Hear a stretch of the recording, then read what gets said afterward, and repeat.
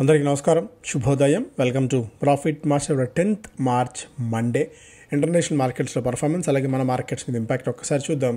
So women's day సందర్భంగా మొన్న మనం ఇచ్చిన ఒక చిన్నపాటి ఆఫర్ని, ఒక చిన్నపాటి బహుమానాన్ని మహిళలు పెద్ద సంఖ్యలో వినియోగించుకున్నారు. Thank you so much for that. మార్చి 23వ తారీఖున మనకు ఈ కార్యక్రమం జరుగుతున్న సంగతి తెలుసు. ఇప్పుడున్న టర్బులెంట్ టైమ్స్లో ఎలాంటి వ్యూహాలను మనం అనుసరించాలి అన్న అంశాల మీద మనం చర్చించేందుకు ఈ కార్యక్రమాన్ని ఏర్పాటు చేశాం. హైదరాబాద్లో హోటల్ SVM గ్రాండ్ మియాపూర్లో జరగబోతోంది.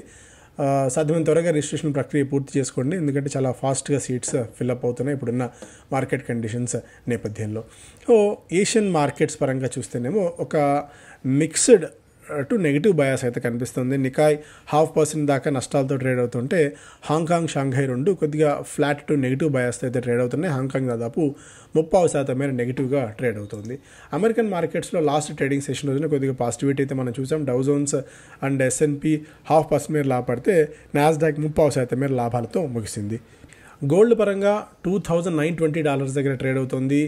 Gold head for weekly gain on safe haven demand, slow US job growth. దాదాపు $2,900 పైన గోల్డ్ ట్రేడ్ అవుతూ వస్తుంది. క్రిప్టో కరెన్సీలో వీక్నెస్ కొనసాగుతుంది. 82,000 దగ్గర ఆల్మోస్ట్ ట్రేడ్ అవుతుంది. Trump officially establishes US bitcoin reserve. So US దగ్గర ఇప్పుడు ఎలా అయితే ఒక్కొక్క దేశం తమ కరెన్సీలని రిజర్వ్గా పెట్టుకుంటుందో, ఇతర దేశాల కరెన్సీని కానీ బంగారాన్ని కానీ అలా వీళ్ళు బిట్కాయిన్స్ని పెట్టుకోవాలి అని చెప్పి US భావిస్తూ దానికోసం ఒక చట్టాన్ని కూడా డొనాల్డ్ ట్రంప్ తీసుకొచ్చారు. దీంతో బిట్కాయిన్లో కొద్దిగా మొమెంటం కనిపించినప్పటికీ కొద్దిగా ప్రాఫిట్ బుకింగ్ కూడా అదే స్థాయిలో ఉంది. సో ఇది ఏషియన్ మార్కెట్స్ నుంచి, ఇంటర్నేషనల్ మార్కెట్స్ నుంచి ప్రధానమైన అప్డేట్స్గా అయితే మనం ఇక్కడ చూడవచ్చు. అండ్ స్టిల్ ఇప్పటికీ ఫారిన్ పోర్ట్ఫోలియో ఇన్వెస్టర్స్ నెట్ సెల్లర్స్గానే ఉన్నారు. 12th straight session 2,377 crores worth of స్టాక్స్ని వాళ్ళు సెల్ చేయగా, domestic institutional investors 16-17 crores worth of స్టాక్స్ని లాస్ట్ ట్రేడింగ్ సెషన్ రోజున బై చేయడం చూస్తున్నాం. Rupee because of dollar weakness నేపథ్యంలో రూపీ పుంజుకుంటోంది. 24 పైస్ లాభపడి 86-88 దగ్గర యాజ్ ఆఫ్ నో ట్రేడ్ అవుతుండడం మనం చూడవచ్చు. స్పెసిఫిక్గా మనం చూస్తే స్టాక్స్ పరంగా Shyam metallics stainless steel sales దాదాపు 110% మేర ఫిబ్రవరి నెలలో పెరిగినట్టు కంపెనీ వెల్లడించింది. అలాగే అల్యూమినియం ఫాయిల్ సేల్స్ 23% మేర పెరిగినట్టు కూడా వెల్లడించింది. అలాగే సన్ టీవీ మధ్యంతర డివిడెండ్ని ఈ ఏడాది ప్రకటించడానికి ₹2.5 ఒక్కొక్క షేర్కి బోర్డు ఆమోదం తెలిపింది.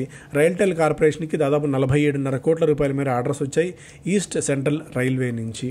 అలాగే వీళ్ళు కూడా మధ్యంతర డివిడెంట్ అనౌన్స్ చేసేందుకు మార్చి 12వ తారీఖున భేటీ కాబోతున్నట్టు ఈ బోర్డు వెల్లడించింది.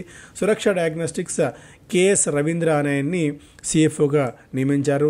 అలంపిక్ ఫార్మాకి US FDA వాళ్ళ ప్లాంట్స్లో ఇన్స్పెక్షన్ నిర్వహించింది. ఒక్క ప్రొసీజరల్ అబ్జర్వేషన్ మాత్రమే ఉందని చెప్పి ఫామ్ 480 వాళ్ళు ఇవ్వడం కూడా మనం చూసాం. ఇండస్ఇండ్ బ్యాంక్ మొన్న కూడా మనం మాట్లాడుకున్నట్టు సుమంత్ కత్పలే అని MD అండ్ CEOగా 1 ఏడాది కాలానికి మాత్రమే నియమిస్తూ రిజర్వ్ బ్యాంక్ ఆఫ్ ఇండియా ఆదేశాలు జారీ చేసింది. And Nuvama wealth ICRA reaffirmed its issuer rating and revise outlook from stable to positive. M&M total production ఫిబ్రవరి నెలలో 10.4% ఉంది. BHEL 115 కోట్ల రూపాయల వరకు Delhi high court upheld 115 crores award in favour of కంపెనీకి రావాల్సిన 115 కోట్ల రూపాయలు మొన్న ఏదైతే ఒక ఫేవర్గా వచ్చిందో దాన్ని ఢిల్లీ హైకోర్టు నిలుపుదల చేసింది. IRB infra gross toll collection ఫిబ్రవరి దాదాపు 14.5% మేర పెరిగినట్టు వెల్లడించింది. GR ఇన్ఫ్రా ఒక్కొక్క షేర్కి ₹12.5 చొప్పున మధ్యంతర డివిడెంట్ను ప్రకటించింది. Orient rail infra entered the Vande Bharat segment and securities first order. దాదాపుగా కపుర్తలా నుంచి ₹43 కోట్ల మేర ఆర్డర్ని గెలుచుకుంది. వందే భారత్ సెగ్మెంట్లోకి ఈ సంస్థ ఎంటర్ అయింది. దీన్ని కొద్దిగా ఒకసారి ట్రాక్ చేయండి, ఓరియంటల్ రైల్ ఇన్ఫ్రాని. సో మేజర్గా స్టాక్స్ పరంగా అయితే ఇవి. ఇంకా ఏమైనా ఉన్నాయో చూస్తే HCL tech Shiv Nadar inked gift deed to give 47% of share holding of HCL corp and Vama Delhi is to his daughter Roshni Nadar Malhotra. So అదొకటి తన డాటర్కి ఇచ్చారు ఆస్తులని. ఎకనామిక్ టైమ్స్ ఫస్ట్ పేజ్లో మేజర్గా వీళ్ళకి సంబంధించిన ET అవార్డ్స్కి సంబంధించిన మొత్తం పేపర్ అంతా కూడా ఇదే నిండిపోయింది. Champions lift the trophy major headline. Tata cap to file IPO papers after nod for merger with auto finance arm. Financial services firm Tata capital is likely to file preliminary papers with market regulator to raise almost $2 billion, దాదాపు 17,000 కోట్ల రూపాయల వరకు markets నుంచి సమీకరించేందుకు Tata capital సమాయత్తమవుతోంది. Asset quality and retail play key to city union bank's growth. ఇక్కడి నుంచి కూడా దాదాపు 10% మేర టార్గెట్ ప్రైస్లు పెంచారు వివిధ బ్రోకింగ్ కంపెనీస్ ఈ ప్రైవేట్ బ్యాంక్కి సంబంధించి. దాదాపు గత నెలలో 11% మేర స్టాక్ పతనం అయితే అయ్యింది. కొద్దిగా ప్రొవిజన్స్ పరంగా కొద్దిగా బలహీనత, అలాగే మార్జిన్ ప్రెషర్ని కూడా ఎదుర్కొంటూ వచ్చింది. డిపాజిట్స్లో కూడా డిక్లైన్ రావడం అనేది కొద్దిగా ఈ సిటీ యూనియన్ బ్యాంక్కి ఇబ్బందికర పరిణామంగా అయితే చెప్పుకోవాలి. అయితే అసెట్ క్వాలిటీ, ఓవరాల్గా రీటైల్ ప్లే, ఈ బ్యాంక్ వృద్ధి సాధించేందుకు రెండు ప్రధానమైన లక్ష్యాలుగా ఉన్నాయి. ఈ నేపథ్యంలో దాదాపు 9% వరకు వివిధ బ్రోకింగ్ కంపెనీస్ దీన్ని పెంచాయి. అంటే దాదాపు $200 పైగా టార్గెట్ ప్రైజ్లు ఇస్తున్నాయి వివిధ broking company city union bank స్టాక్కి. AGS transacts trouble hurt many banks ATM operations. So AGS transact ఈ మధ్యకాలంలో అంటే ఒక 2-3 years బ్యాక్ వచ్చిన IPO collapse verge on the sinking. దాదాపు 37-38 కోట్ల రూపాయల మేర నిధులు కంపెనీ చెల్లించాల్సిన అవసరం ఉంది. అయితే అది వాళ్ళు చెల్లించలేకపోయారు. దీంతో ఎన్సీఎల్టీకి వెళ్ళిపోయి దివాలా స్థాయికి ఏజిఎస్ ట్రాన్సాక్ట్ చేరుకుంది.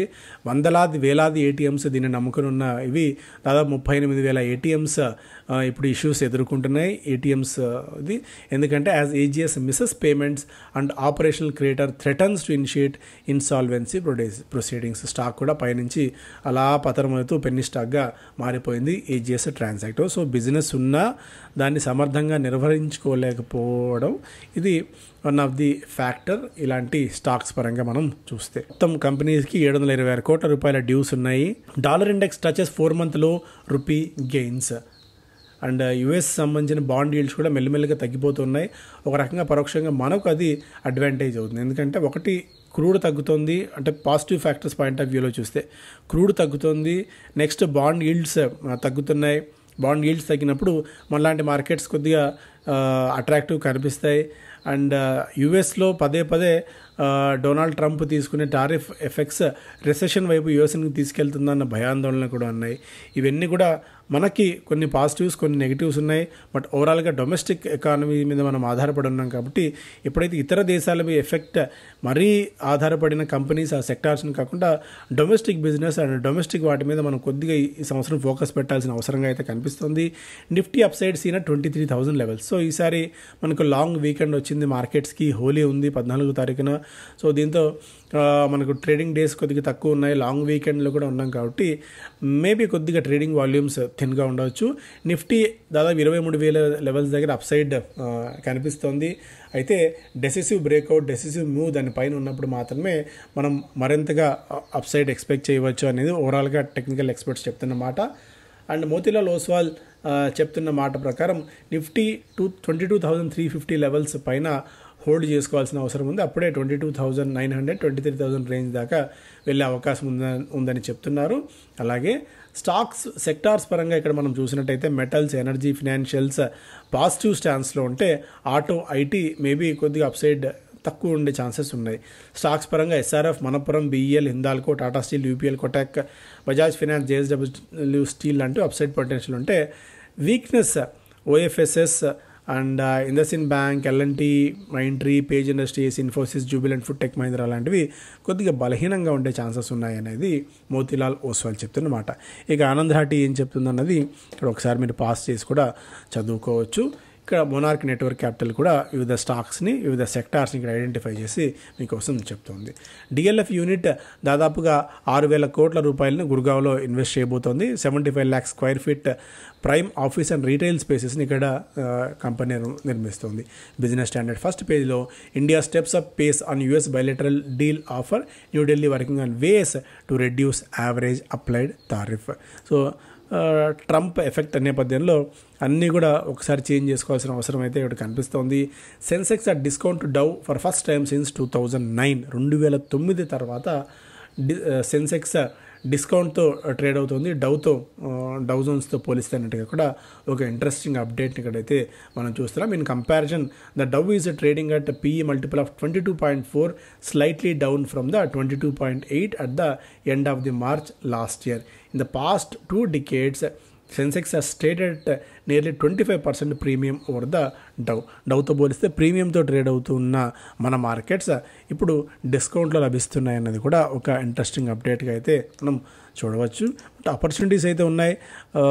బట్ హెవీ మనీ కమిట్ చేయడానికి, భారీ మనీ కమిట్ చేయడానికి కొద్దిగా టైం అయితే అంత ఫేవరబుల్గా కనిపించట్లేదు.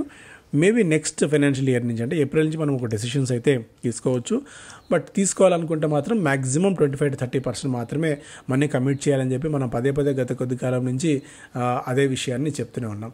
డెరివేటివ్స్ సెబీ తీసుకొచ్చిన అనేక ప్రతిపాదనలు డెరివేటివ్స్లో దాదాపుగా మార్కెట్స్ని తగ్గించేసాయి అన్నట్టుగా కూడా ఒక అప్డేట్. ప్రమోటర్ బయింగ్ అంటే ఈ మార్కెట్లో కొద్దిగా ప్రమోటర్ బయింగ్ చేస్తూ స్టాక్ పెరుగుతోంది అంటే దాని వెనక రీజన్ ఏంటి? ఎఫ్పిఐస్ కొంటున్నారా లేకుంటే ప్రమోటర్స్ కొంటున్నారా? ఎందుకు ప్రమోటర్స్ కొంటున్నారు? మనలో ఒక థాట్ ప్రాసెస్ని చేంజ్ చేయడానికి ప్రమోటర్లే కొంటున్నారంటే సో ఇంకా ఇందులో పొటెన్షియల్ ఉందా అన్న ఒక థాట్ని జనాల్లోకి తీసుకురావడానికి కొన్ని కంపెనీస్ ఈ మధ్య స్టాక్స్ అయితే కొనుగోలు చేస్తున్నాయి. సో అందువల్ల దానిలో కూడా ఒక్కసారి మనం దృష్టి పెట్టి స్టాక్స్ని పిక్ చేసుకోవడం మంచిది. ఎక్స్పెక్టెడ్ హీట్ వేవ్ టు థా the freeze on AC stocks gain. So సాధారణంగా సీజన్ వచ్చిన ప్రతిసారి AC stocks, ice cream related stocks, beverage related స్టాక్స్లో మొమెంటం అయితే ఉంటుంది. అయితే అందరికీ తెలిసిన విషయమే ఇది అందరూ ప్రతి ఒక్క మార్కెట్లో ఉన్న వాళ్ళందరికీ తెలిసిందే. సో అందువల్ల అందరూ దీని గురించి ఆరాటపడుతూ ఉంటారు. అందువల్ల క్విక్ ఎంట్రీ, క్విక్ ఎగ్జిట్ తీసుకోగల సామర్థ్యం ఉన్నప్పుడు మాత్రమే ఇలాంటి సీజనల్ బేస్డ్ స్టాక్స్లో మనం తీసుకోవచ్చు. టార్గెట్స్ అన్నీ కూడా ఇక్కడ ఇచ్చాయి, ఒకసారి పాస్ చేసుకొని చదువుకోవచ్చు. ఎఫ్పిఐ దాదాపు 200 లక్షల కోట్ల రూపాయల వరకు ఈక్విటీ మార్కెట్స్ నుంచి సెప్టెంబర్ నెలలో పుల్ ఆఫ్ చేశారు అన్నట్టుగా కూడా ఒక update. Last inflation print before MPC Feb CPI likely near 4% goal. Maybe April నెలలో కూడా వడ్డీ రేట్ల తగ్గింపు దిశగా ఉండవచ్చు అనేది ఓవరాల్గా స్ట్రీట్ ఎక్స్పెక్ట్ చేస్తున్న అంశం. AC maker to hike prices production this summer. Okay, Hyundai 31,000 కోట్ల రూపాయల వరకు రిలేటెడ్ పార్టీ ట్రాన్సాక్షన్స్ చేసింది. అవన్నీ కూడా స్క్రూటినీలో ఉన్నాయి అన్నట్టుగా కూడా ఒక అప్డేట్ అయితే చూడవచ్చు. ఎందుకంటే రిలేటెడ్ పార్టీ ట్రాన్సాక్షన్స్ ఆర్పిటీస్ అంటాం, వాటిని చేసినప్పుడు ఎక్స్చేంజ్లకు సమాచారం అందించాలి. ఇవన్నీ కూడా భారీ ఎత్తున ఉంటే అవన్నీ పరోక్షంగా, ఎందుకంటే ఇప్పుడు నేను ఏదైనా కంపెనీ బట్టి నా బంధువులకే అదే వాల్యూస్, అదే ఆర్డర్స్ ఇస్తుంటే పరోక్షంగా మళ్ళీ నేనే లబ్ధి పొందే అవకాశం ఉంటుంది. సో ఇలా ఏదైనా జరుగుతుందా అన్న దాని మీద ప్రాక్సీ అడ్వైజర్స్ కొంతమంది డివైడెడ్గా ఉన్నారు. బట్ చూడాలి. ఇవి అప్డేట్ హుందాకి సంబంధించి. ఇవి ప్రధానమైన వార్తలు. Thank you so much. Have a great day.